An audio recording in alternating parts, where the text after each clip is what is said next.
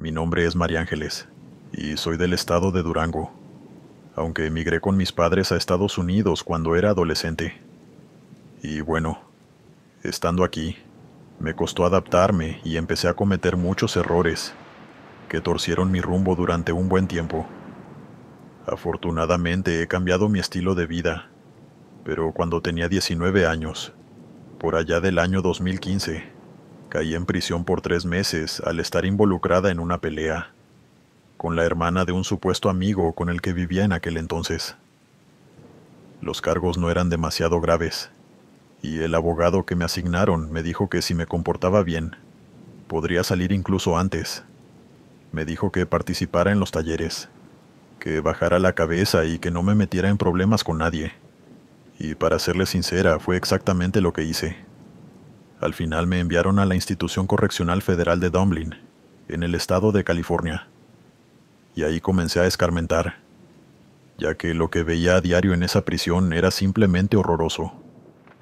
La cárcel era un desastre, y los guardias ahí eran abusivos, groseros y algunos tenían una mirada aterradora. Sin embargo, esa es otra historia. Lo que voy a contarles, de índole más paranormal.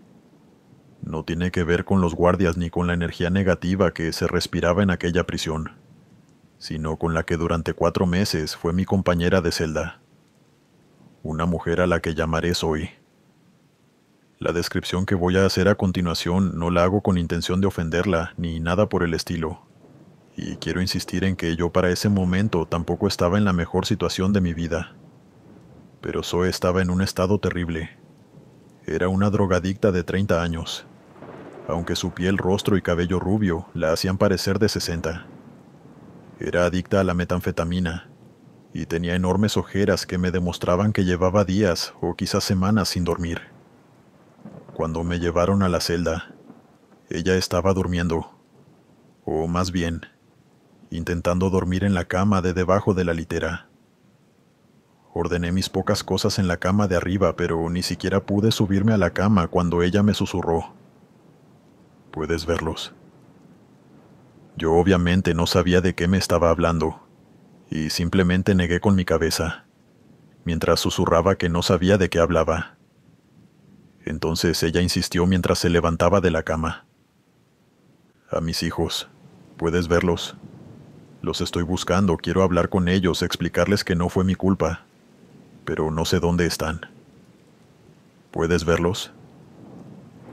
Zoe estaba completamente fuera de esta realidad, y teniendo en cuenta que yo experimentaba con drogas para ese momento, me impactó mucho el estado mental en el que se encontraba esa mujer. Me vi proyectada en ella y sentí mucho miedo porque era la persona con la que dormiría los próximos meses. Le pedí que se calmara, pero no me escuchó, y durante los próximos 10 minutos estuvo preguntándome dónde estaban sus hijos, hasta que salí de la celda. En el área común me senté en una mesa cerca de los teléfonos, y estuve sola por poco tiempo. 5 minutos después, una señora mayor un poco rechoncha, de unos 60 años, se me acercó con una sonrisa en el rostro. Se llamaba Magdalena, y me dio la bienvenida. Me explicó cómo funcionaban las cosas, y de quiénes debía cuidarme. Durante los próximos meses ella sería mi soporte, y me costaba entender cómo una persona tan dulce fue a parar a ese lugar tan horroroso. Después de hablar un poco, me sentí en confianza para preguntarle si sabía qué le pasaba a mi compañera de celda. Y entonces Magdalena se puso un poco más seria, antes de advertirme que Zoe era algo inestable, y que debía tener un poco de cuidado con ella. Eso sin duda fue lo peor que me pudo haber dicho, porque cuando los guardias nos ordenaron volver a nuestras celdas, y la vi ahí, hablando sola, me sentí en mucho riesgo. Intenté saludarla, pero me ignoró por completo, y durante las siguientes horas no me hizo ningún caso, limitándose a hablar con las paredes. Yo le puse atención, y aunque hablaba inglés con un acento muy raro, lograba entender algunas cosas como: «Por favor, entiendan que no quería irme», Y se los ruego, paren por favor. Verla era lamentable, y poco a poco, con el pasar de los días, el miedo dio paso a la lástima. Era evidente que esta mujer necesitaba ayuda psiquiátrica, y que sin importar lo que hubiese hecho, debieron mandarla a una institución mental. Cuando se apagaron las luces, el primer día, ella retrocedió hasta su cama, y la escuché susurrar finalmente: esta noche, solo esta noche, por favor, mami necesita dormir. Esas palabras me hicieron sentir muy extraña, ya que entendí, de alguna forma, que esa mujer le estaba hablando a sus hijos, o más bien estaba intentándolo. Me compadecí por ella, y aunque quería permanecer alerta, me fui quedando dormida, por lo largo que había sido mi día. Obviamente no sé qué hora era, pero por lo silencioso que estaba el bloque de celdas, supongo que era bien entrada la madrugada. No se escuchaba nada salvo algunos ronquidos lejanos y la repentina risa de un niño. Yo pensé que era parte de mi sueño y no le di importancia, aunque esas risas se repitieron un par de veces. Lo que realmente me despertó fueron unos sollozos, acompañados de un leve pero marcado olor a humo. Abrí los ojos y la celda estaba completamente a oscuras, y Zoe, abajo, lloraba y se movía de manera constante, susurrando disculpas una y otra vez. Yo estaba entre dormida y despierta, y me quedé quieta como una estatua mientras olfateaba con cuidado. Y sí, olía a humo en la celda. Me asusté mucho porque pensé que la prisión podía estar incendiándose, y salté de mi litera para asomarme por la ventana de la puerta. Ni bien hice esto, el olor desapareció, pero no sin que antes resonaran las risas de unos niños a mis espaldas. Me volteé inmediatamente hacia Zoe, pensando que quizás ella era la que se estuvo riendo así todo ese tiempo. Me di cuenta de que esas risas no eran parte de mi sueño, pero ella no estaba ni siquiera despierta. Seguía llorando, en posición fetal. Cuando le hablé, ella ni siquiera se movió. Sentí que se me aceleraba el corazón en ese momento, porque aunque no podía verlos, podía sentir que alguien tenía su mirada fija sobre mí. Era como un peso en mis hombros, y entendí que lo mejor era no involucrarme. Me devolví lentamente a mi cama. Me di la vuelta e intenté seguir durmiendo. Pero ni bien pasaron unos 5 minutos, volví a escuchar algo dentro de la celda. Muy tenue, como el sonido que hace un pie descalzo sobre el suelo. Pensé que Zoe se había levantado, pero no era posible, ya que la escuchaba sollozar debajo de mi cama. Y aunque no volví a escuchar risas, ese olor a humo regresó. Esa noche fue muy difícil, y aunque no sé cómo logré quedarme dormida después de eso, cuando desperté no me sentía del todo bien. Tuve tos toda la mañana y me sentía fatigada. Zoe, por su parte, ya estaba despierta, caminando en círculos por la celda, que no era muy grande, cabe aclarar. Le pregunté si saldría, pero no contestó. Un rato después me volví a reunir con Magdalena. Me presentó a un grupo de mujeres e hice una buena relación con todas. Eventualmente salió el tema de por qué estábamos allí, y descubrí que Magdalena había envenenado a su esposo, que algunas habían estafado, robado, y una de ellas estaba ahí por vandalizar un auto. De pronto la curiosidad me ganó, cuando vi a Zoe salir de la celda para comer, y susurrando les pregunté si acaso ellas sabían por qué Zoe estaba allí. Algunas se miraron las caras y otras agacharon la cabeza, pero Magdalena se mantuvo firme, y antes de contestar me preguntó para qué quería saber. Esa pregunta me sorprendió un poco, y tras pensarlo unos segundos, les conté lo que viví esa noche. No quería parecer una ridícula, porque sé que muchos no creen en los fantasmas ni en los espíritus, pero por suerte ninguna de ellas se burló, ni me tomó por loca. De hecho, algunas de ellas, vecinas de mi celda, comenzaron a sentir lentamente. Cuando terminé confirmaron que también habían sentido, desde que habían llegado, un extraño olor a humo y tela quemada, pero que al comentárselo a los guardias, se burlaron y desestimaron cualquiera de sus quejas. En ese momento Magdalena sintió suavemente, y me confesó que Zoe estaba ahí por el homicidio culposo de sus 2 hijos, en un incendio provocado por su negligencia. Ella no sabía todos los detalles, por supuesto, pero tenía entendido que la adicción de Zoe la había llevado a ella y a sus hijos a una situación muy precaria. Y cuando le cortaron la electricidad, tuvo la fatídica idea de cocinar con leña cerca de la ventana, en el interior de una casa abandonada que estaba ocupando. Los niños estaban en una de las habitaciones, y cuando el fuego se salió de control, ella entró en pánico y salió corriendo de la casa, olvidándose de los pequeños. Cuando quiso volver era muy tarde. Las llamas tomaron toda la estructura y los niños murieron asfixiados. No se sabe si Zoe lo hizo a propósito o no. Eso solo ella lo sabe. Pero la declararon culpable y la condenaron a 20 años de prisión. De todas las presidiarias, Magdalena era la única que estaba cuando trajeron a Zoe. Y nos aseguró que ella no era así. Sí, era un poco errática por su adicción a las drogas. Pero ese estado lamentable en el que se encontraba era producto de otra cosa. Tal vez su conciencia la estaba haciendo pagar. O algo más. Con la nueva información, esa noche las cosas fueron muy diferentes. De nuevo Zoe, con voz cansada, hablaba con las paredes, implorando un momento de descanso. En cuanto las luces se apagaron, me quedé dormida.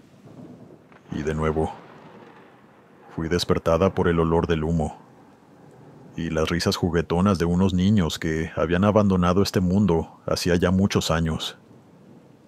Se me erizaron los vellos de la nuca, porque ahora entendía lo que estaba pasando, y aunque era del todo culpable, sentí lástima por Zoe, que sollozaba y pedía perdón mientras daba vueltas en su cama.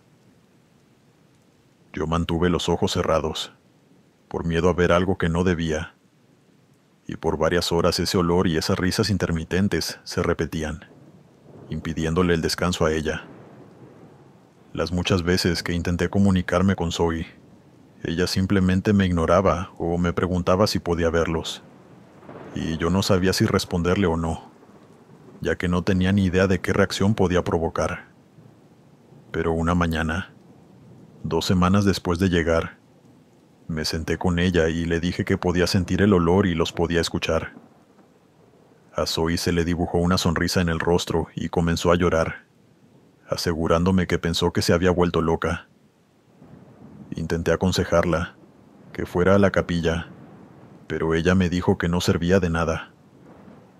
Durante más de 3 meses, aquello se repitió, todas las noches sin falta. En la mañana dedicaba un poco de tiempo a consolar a Zoe y a conversar con ella. Eran charlas erráticas y me daba lástima porque yo no era la persona adecuada para ayudarla. Intenté conseguirle ayuda con las instituciones de la prisión, pero como dije al principio, esa cárcel era terrible y estaba plagada de corrupción. Nadie le dio una mano amiga a Zoe, y una noche aquellos eventos escalaron de una manera terrible. Calculó que era 3 o tal vez 4 de septiembre, y la noche, como siempre, era silenciosa en el bloque de celdas. Yo dormía tranquila, al menos esas primeras horas antes de que los fenómenos se repitieran. Todo comenzaba después de la 1 de la mañana, saqué la cuenta, así que había un lapso de tiempo a partir de las 9 de la noche donde podía descansar. Sin embargo, esa noche, en lugar de un fuerte olor a chamusquina, lo que me despertó fue un golpe en la litera que sacudió mi cama y la de Zoe. Me levanté por inercia, e hice algo que desde el primer día no había hecho: abrir los ojos. A pesar de la oscuridad, mis ojos adaptados pudieron ver 2 siluetas de pie junto al retrete. Pequeñas siluetas de niños, que miraban fijamente en nuestra dirección. El corazón se me subió a la garganta y me quedé congelada mientras los veía acercarse y detenerse frente a la litera. No podía ver sus rasgos, pero de alguna manera supe que no me estaban viendo a mí, sino a Zoe, que sollozaba y pedía perdón una y otra vez. Yo evidentemente no podía hacer nada, y cuando tuve la fuerza de voluntad, tomé mi sábana y me cubrí con ella, temblando de miedo mientras escuchaba sus susurros. No entendía bien lo que le decían, pero creo que le estaban recriminando haberlos dejado dentro de la casa, haberlos abandonado. Esa noche fue, sin duda, la más aterradora de mi vida, y a diferencia de otras noches, aquellos espectros no se marcharon hasta que salió el sol. No abrí los ojos en ningún momento, y estoy segura de que Zoe tampoco. En la mañana, Zoe me confesó que era el aniversario de la muerte de sus bebés, y comenzó a llorar de nuevo. De ahí en adelante, los sucesos volvieron a su curso normal, hasta que mi abogado me visitó para decirme que habían reducido mi sentencia por buen comportamiento, y que me iría en una semana. Me hicieron una pequeña fiesta para celebrar que me iría, e incluso Zoe se alegró mucho por mí, saliendo de su habitual estado de estupor, para darme un abrazo y darme las gracias por mi ayuda, aunque realmente no había hecho nada.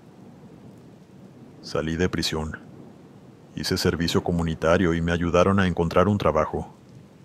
Me dediqué a arreglar mi vida, me desintoxiqué y rompí los lazos con todos mis supuestos amigos. Retomé contacto con mi familia. Y ahora, 10 años después, puedo decir con sinceridad que soy una mejor persona y que no volveré a cometer jamás los mismos errores. En cuanto a esa horrible correccional, creo que fue cerrada en el 2024 por una demanda colectiva debido a todos los abusos que se vivían ahí dentro. Y yo no podría estar más feliz. Aunque no fui una víctima directa, sí escuché y vi más de lo que quiero contar. Y en cuanto a Zoe, no sé qué decir. Sus crímenes son realmente graves y no sé si merece el perdón de sus hijos o no. Solo sé que vi una faceta muy distinta de ella, de verdadero arrepentimiento. Y espero que los últimos años de su condena los pase en una prisión donde sí la ayuden. Aunque de algo estoy segura.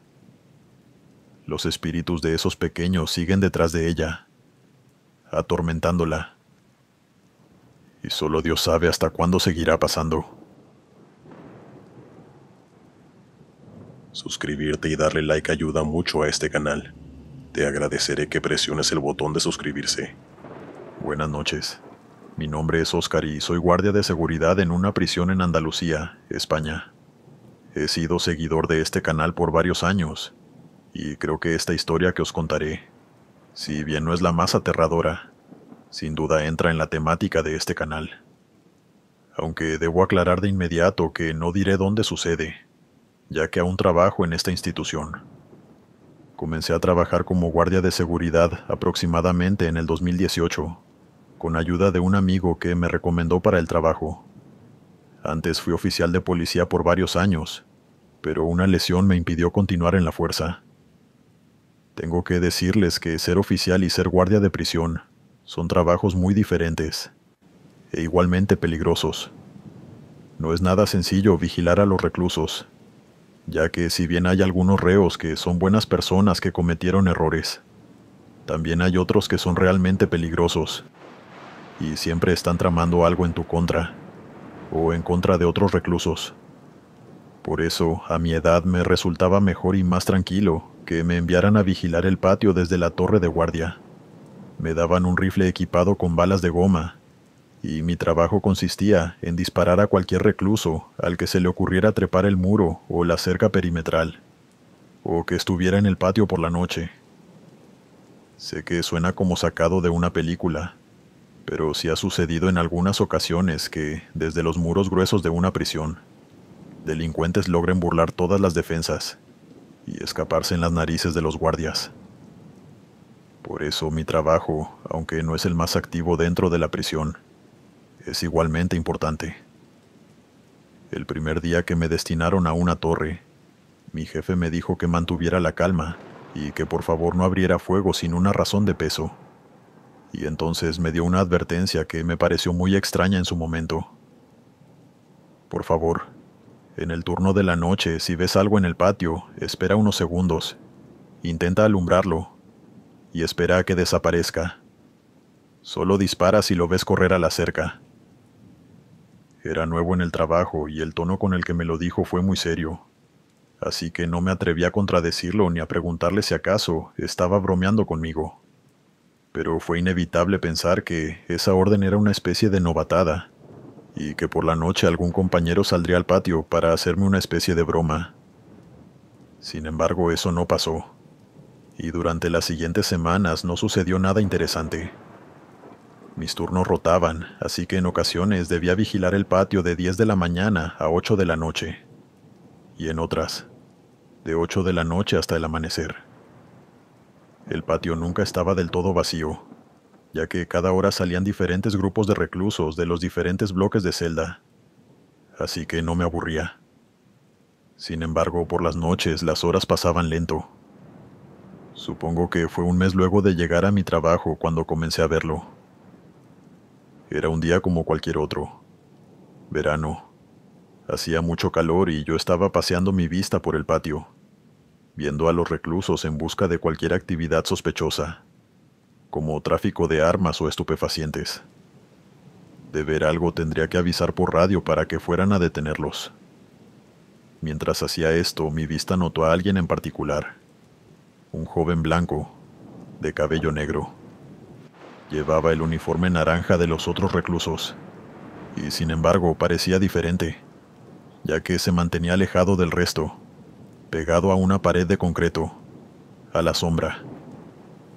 Esto era raro porque, para que entiendan, en esta prisión los reclusos pasaban casi todo su día en el interior de la celda o trabajando, y solo tenían una hora de patio al día. Yo era testigo a diario de cómo ellos corrían para recibir al menos un poco de sol. Pero él, sin embargo, se mantuvo quieto como una estatua en la sombra, devolviéndome la mirada. No le di importancia, y simplemente lo vigilé de reojo cada poco tiempo, para estar seguro de que no estuviera traficando ni haciendo nada extraño. Lo que me sorprendió fue que, una hora después, cuando llegó un nuevo grupo de reos, lo volví a ver en otro punto del patio. Avisé a mis compañeros que un recluso del bloque anterior se había quedado en el patio, pero en cuanto quise decirles dónde estaba, desapareció de mi vista.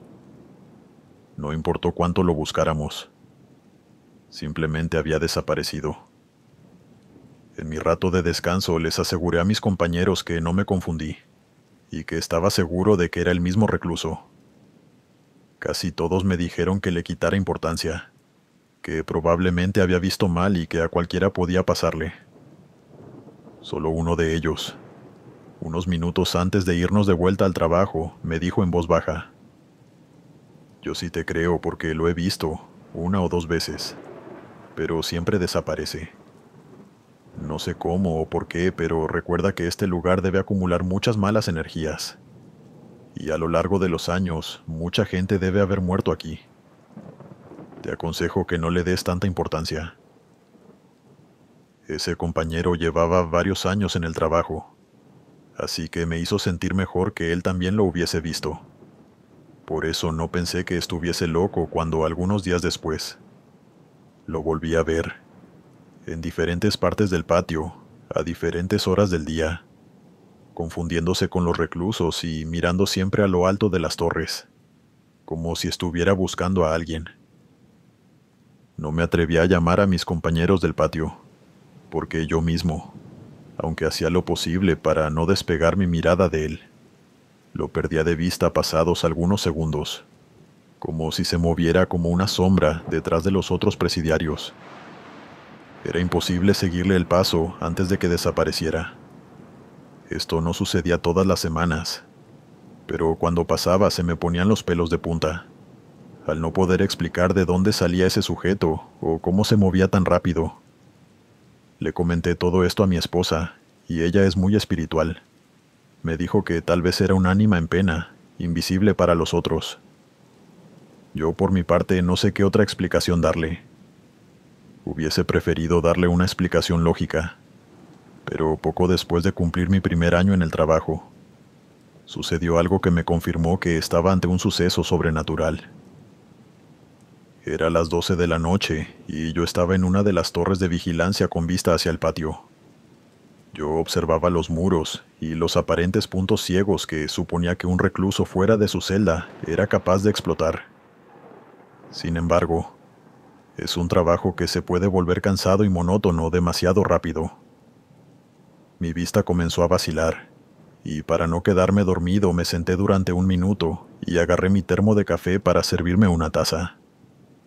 Las luces, sin embargo, seguían moviéndose de manera automática, rastrillando cada sector del patio, a la espera de que los anticuados sensores de movimiento se activaran por los pasos de alguien. Solo me relajé por unos 20 segundos, mientras me calentaba las manos con una taza de café. Y cuando me volví a levantar lo vi de nuevo, parado en medio del patio, mirando a mi torre. Un escalofrío me recorrió la espalda, y admito que incluso perdí el equilibrio por la impresión de verlo. Levanté mi rifle y lo apunté, pensando que era un recluso que se había escapado de su celda, pero algo me dijo que no jalara el gatillo. Los sensores de movimiento no se activaron, y las luces seguían su rumbo normal, rastrillando el patio. Más temprano que tarde la luz lo iluminaría, y llamé por radio a mi compañero de la torre opuesta para que me confirmara que también lo veía. Me dijo que sí. En ese momento pensé seriamente en si llamar al centro de comando o no, pero entonces recordé la advertencia que me dio el jefe un año atrás, cuando comencé en el trabajo, que si no corría a la cerca perimetral lo dejara estar. Me contuve, regresándole la mirada pero sin tampoco bajar mi rifle. Y ahí se quedó, un par de segundos. Aunque estaba oscuro, sabía que era ese muchacho, blanco, flaco y de cabello negro. La anticipación de la luz acercándose a él me estaba matando, y comencé a temblar, tanto que sabía que si llegaba a correr hacia la cerca, ni de broma podría acertarle. Pero finalmente el foco lo iluminó, y como si se hiciera uno con la luz, desapareció ante mis ojos. Llamé a mi compañero y me confirmó que también lo vio desaparecer, y me aseguró que no debía darle importancia. Es gracioso que me pidiera eso porque la verdad estaba aterrado. Tuve que sentarme por 5 minutos hasta que logré controlar el temblor de mis manos, y durante toda la noche tuve miedo de que volviera a aparecer. Han pasado los años y no he encontrado explicación a lo que, a veces, mi compañero y yo podemos ver en el patio. No salen fotos, y los demás no parecen verlo como nosotros. Mi jefe no me ha dado ninguna explicación, y yo simplemente puedo especular que, en algún momento, ese muchacho murió en ese patio, víctima de un disparo desde alguna de las torres. Por eso mira fijamente a las torres congelado en el tiempo. No he dejado de verlo, y aunque me he acostumbrado, no puedo evitar sentir un frío agudo y casi doloroso en mi espalda cuando lo descubro viendo hacia mi torre. Continuamos. Hola, mi nombre es Juvenal, y soy doctor en una prisión del estado de Guerrero. Mi trabajo consiste en atender cualquier emergencia médica que puedan estar sufriendo los reclusos, desde fiebre y enfermedades hasta lesiones graves. Después de verlos y, de ser el caso, estabilizarlos, los remito a un hospital para que sean atendidos. Como podrán imaginarse, en mi trabajo he visto heridas terribles, ya que los reclusos suelen agredirse entre ellos o a los guardias de la prisión. En ocasiones incluso he tenido miedo de que me agredan a mí o a la enfermera que me asiste, una señora mayor llamada Marta. Sin duda es un trabajo pesado, pero hoy quiero contarles una historia de índole un poco más sobrenatural, que me pasó hace relativamente poco. Es un relato breve, y tal vez tenga una explicación que estoy ignorando, pero por ahora, yo no la he encontrado.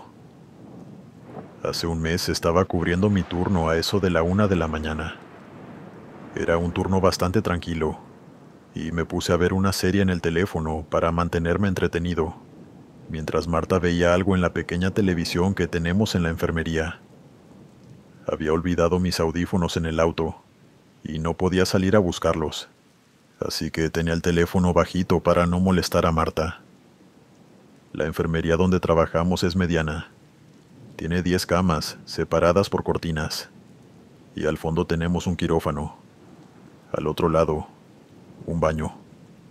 Esa noche no teníamos ningún paciente, y por eso esta historia es tan rara. En algún momento Marta se levantó y fue al baño sin que yo me diera cuenta. Pero cuando escuché lo que solo puedo describir como un profundo lamento, yo estaba solo en la enfermería. Volteé a todos lados pensando que el ruido vino de la serie o del televisor, pero sonó tan nítido y fuerte que en verdad tuve que levantarme para cerciorarme de que no había ningún paciente en las camas. Justo cuando iba por la mitad, de nuevo escuché ese lamento y el sonido de unas esposas golpeando el metal de las camas, como si alguien estuviera sujetado a una de ellas. Me moví más rápido y revisé las camas faltantes, pero no había nadie en la enfermería, ni en el quirófano. Vi volver a Marta del baño y le conté lo que había escuchado. Marta es una mujer morena, y se notó que se puso pálida cuando le conté lo que había oído. Pensé que me estaba haciendo una broma, pero llevo conociéndola 3 años, y es imposible, ya que Marta es la persona más cobarde que he conocido en mi vida. Ella no sería capaz de hacer una broma así sin que en el proceso termine asustándose a ella misma. De hecho, me rogó que no jugara con esas cosas, y yo no tuve el corazón para insistirle. Simplemente volví a mi lugar y seguí viendo la serie. No volví a escuchar eso de nuevo, y desde entonces mis turnos han sido normales. Me he preguntado si acaso fue un eco o algo así, pero la enfermería está apartada de los bloques de celdas, así que dudo que el sonido de un prisionero quejándose hubiese llegado tan lejos. Además, estoy seguro de que el sonido fue en la enfermería, y ni el televisor ni la serie lo generaron. Marta es la única sospechosa, pero de verdad no la veo haciéndome algo así, sin mencionar que el sonido no venía del baño, sino del área de las camas. Es algo que ha rondado mi cabeza durante varias noches, antes de irme a dormir. ¿Ustedes qué piensan? Continuamos. Hola comunidad. Mi nombre es Camilo y soy de Guanajuato. Esta como tal no es mi historia, sino de mi papá, Carlos, que durante años trabajó como guardia de seguridad en una penitenciaría del estado, y le pedí permiso para contarla por este medio. Él está feliz con que la comparta con ustedes, siempre y cuando no diga el nombre real de sus compañeros, ni de la institución donde sucedieron estos hechos. Primero, un poco de contexto. Era el año 1991, y mi papá estaba buscando trabajo hasta debajo de las piedras. Se acababa de casar con mi mamá, y pagaban el alquiler de un apartamento pequeño en una vecindad muy humilde. Mi papá se había quedado sin empleo en la obra hacía poco, y solo con el trabajo de mi mamá no daban las cuentas. Sabiendo su situación de necesidad, un viejo amigo de mi papá se reunió con él y le avisó que su hermano trabajaba para el Departamento de Prisiones de Guanajuato y había vacantes para ser guardia de prisión. Mi papá es, y siempre ha sido, un tipo muy tranquilo, así que ese dato le pareció gracioso y absurdo.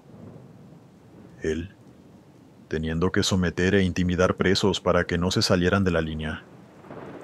Eso era imposible. Pero su amigo le explicó que él no tendría que hablar ni pelear con ningunos reos, solo tendría que vigilarlos por las cámaras de seguridad. y terminó dándole una oportunidad. Consiguió el empleo de inmediato, en el turno de la noche, en un puesto de la sala de control. Además de activar y desactivar las nuevas cerraduras electrónicas, también debía vigilar las cámaras de seguridad de toda la prisión, en caso de que algún recluso estuviera fuera de su celda, o que se viera una obvia infracción de las normas. Había que notificar a los otros guardias para que actuaran en consecuencia. Al principio era un trabajo en extremo aburrido, vigilando que los vacíos y oscuros pasillos de la prisión siguieran estando vacíos. El único movimiento que se veía muchas veces era el de los guardias de seguridad, que caminaban lentamente por los pasillos haciendo el recuento de medianoche, para asegurarse de que los reos siguieran en su celda, durmiendo. Después de eso, y hasta las 6 de la mañana, no había movimiento en las cámaras de seguridad, excepto en un par de ocasiones donde las cosas fueron radicalmente diferentes. Ese empleo trajo estabilidad económica a la casa, y mi papá se adaptó bastante rápido al trabajo, ya que debido al estrés de trabajar con convictos, sus compañeros se esforzaban por mantenerse unidos, y había una sensación de camaradería con los demás guardias. De hecho, allí hizo un gran amigo, al que llamaré Héctor. El señor Héctor era un poco mayor, de tal vez unos 60, y estaba cerca de jubilarse. Él siempre le decía a mi padre: «No sé qué voy a hacer cuando me vaya, Carlos. Me voy a aburrir en casa». Mi padre siempre le contestaba que tenía que buscar algo más tranquilo que hacer, y le recomendaba hacer cerámica o manualidades. Él solo se reía. Le hicieron una fiesta de despedida cuando se jubiló, por allá del 95. Nadie pensaría que al señor Héctor le detectarían cáncer al año de haberse jubilado, y que moriría pocos meses después. La vida puede ser realmente injusta en algunas ocasiones. Pasó el tiempo, y una noche de agosto, como cualquier otra, mi papá estaba sentado en su puesto de la sala de control junto a su compañero, a quien llamaré Octavio. Eran las 11:30 de la noche, según recuerda él, y ellos estaban hablando de un partido de fútbol, mientras veían las cámaras de seguridad. La verdad es que nada se salía de lo cotidiano, salvo por un breve momento de frío que los confundió a ambos. Fue como si de pronto una brisa en extremo fría se colara desde una nevera hasta la sala de control. Voltearon hacia la puerta solo para asegurarse de que sí estaba cerrada. Y lo estaba. Después de unos segundos confirmaron con el otro que no se habían imaginado aquello, pero tampoco le dieron mayor importancia. Se rieron del asunto, hablando de fantasmas y cosas así a modo de broma, y volvieron al tema anterior, mientras paseaban sus miradas por cada pantalla. Poco a poco se hicieron las 12 de la noche, y por la radio se fueron comunicando los guardias para que les abrieran la puerta de cada pabellón. Segundos después, veían a sus compañeros pasar lentamente por los largos pasillos de las celdas, alumbrando con una linterna el interior de las mismas, para confirmar que cada recluso estuviera en su cama esa noche.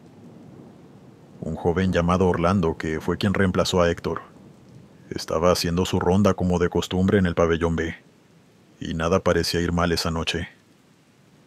Mi papá lo vio avanzar por el pasillo y por el segundo piso, y luego le pidió por radio que le abriera la puerta. Pasaron unos 5 minutos y, como dije, el trabajo se hacía aburrido después de las 12, ya que la verdad no solía pasar más nada. Pero esa noche, a las 12:10 más o menos, algo llamó muy fuerte la atención de mi papá. Un guardia de seguridad estaba caminando por el pabellón B, muy lento, sin alumbrar al interior de las celdas. Por un instante la memoria le falló, y se preguntó si a lo mejor era Orlando que seguía ahí dentro del pabellón. Pero no. Él le había abierto la puerta, estaba seguro. Solo por confirmar tomó su radio y le preguntó: «Orlando, ¿tú sigues dentro del pabellón B? ¿Te quedaste adentro cuando te abrí la puerta o qué?». Hubo unos largos segundos de silencio, hasta que la radio se volvió a activar, con la voz de Orlando contestando al otro lado. ¿De qué hablas, Carlos? Claro que me salí. ¿Para qué me voy a quedar encerrado en el pabellón? En ese momento mi papá se puso muy tenso, porque eso significaba que había alguien no autorizado caminando por fuera de una celda, y lo había visto, al menos hasta que desapareció en un punto ciego de la cámara. Le tocó el hombro a Octavio para que pudiera verlo, pero apenas alcanzó a notar un movimiento. ¿Qué fue eso? ¿Hay alguien afuera de su celda?, preguntó, pero mi papá negó con la cabeza, mientras intentaba verlo por otra cámara del mismo pabellón. No tenía uniforme, no puede ser un reo. Y aunque intentó comunicarse con todos los guardias, no hubo manera.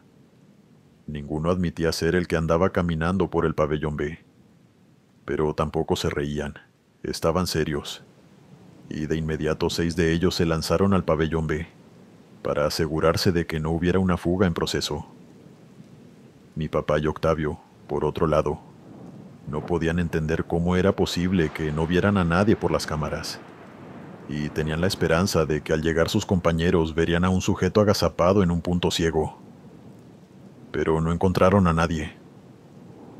Hubiesen querido analizar el video, pero no tenían acceso a él.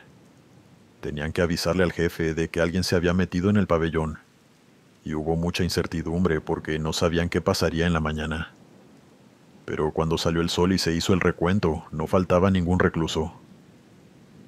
Nadie supo explicarse qué pasó, y prefirieron guardar silencio, hasta que aquello pasó por segunda y última vez. Habían pasado unos 15 días de aquello, y como siempre, Octavio y mi padre estaban trabajando en la sala de control. Ya era la 1 de la mañana, y hacía un buen rato que se hizo el recuento. Estaban hablando de fútbol de nuevo, cuando por el rabillo del ojo mi papá vio de nuevo a aquel guardia de seguridad caminando por el pabellón B. Esta vez no esperó, y de inmediato jaló a Octavio de su silla para que fuera a ver lo que él estaba viendo. Octavio se quedó en silencio, y entrecerró los ojos. Un segundo después no pudo creer lo que estaba viendo. Era Héctor. Entiendan que las cámaras por aquel entonces no tenían una gran resolución, y cuando cambiaban al modo noche, empeoraban incluso más.